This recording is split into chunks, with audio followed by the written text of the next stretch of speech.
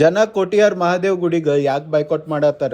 ದಕ್ಷಿಣ Kashi ಹೆಸರ್ಲಿಂತ್ರ famous ಆಗಿರೋ ಕೋಟಿಯಾರ್ ಮಹಾದೇವ್ ದೇವಸ್ಥಾನಕ್ಕ 1,70,000ಕ್ಕಿಂತ ಜಾಸ್ತಿ ಜನ ಬಂದಿದ್ರಂತ.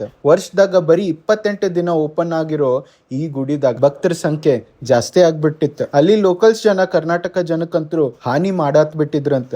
ಅಂದಂಗ ಈ ಗುಡಿ ದಕ್ಷಯಾಗ ಕತೆಗ ಲಿಂಕ್ ಮಾಡ್ತಾರ. ಹೇಳ್ತಾರ, ಒಮ್ಮೆ ದೇವಿ ಸತಿಯವರಪ್ಪ ದಕ್ಷ ಪ್ರಜಾಪತಿ ಒಂದ್ ಯಜ್ಞ ಪ್ರಾರಂಭ ಮಾಡಿದ್ರಂತ. ಆ ಯಜ್ಞಕ್ಕ ಅವ್ರ ತಮ್ಮ ಅಳಿಯ ಶಿವ ಮತ್ತ ಮಗಳ ಸತಿಗ ಕರ್ದೇ ಇರ್ಲಿಲ್ಲಂತ. ಅದಕ್ಕ ಸತಿ ಅವ್ರ ಬಳಿ ಬಂದ ಇದ್ರ ಬಗ್ಗೆ ಕೇಳಿದಾಗ ದಕ್ಷ ಶಿವನಿಗ ಅಪಮಾನ ಮಾಡ್ಬಿಟ್ರ. ಆ ಸಿಟ್ಲಿಂತ್ರನ ಸತಿ ಅಲ್ಲಿ ನಡೆಯತ್ತಿದ್ದ ಯಜ್ಞದ ಮೇಲೆ ಜಿಗದ್ ಬಿಟ್ರಂತ.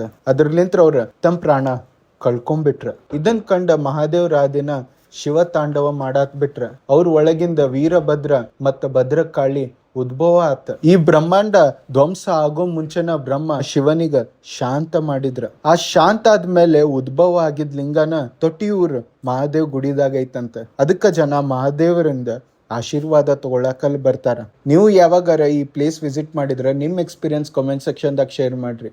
ಮತ್ತಿಂತ ವಿಡಿಯೋಸ್ ಫಾಲೋ ಮಾಡ್ರಿ ಅ ಕ್ಲಾಸಿಕ್ ವೈಬ್.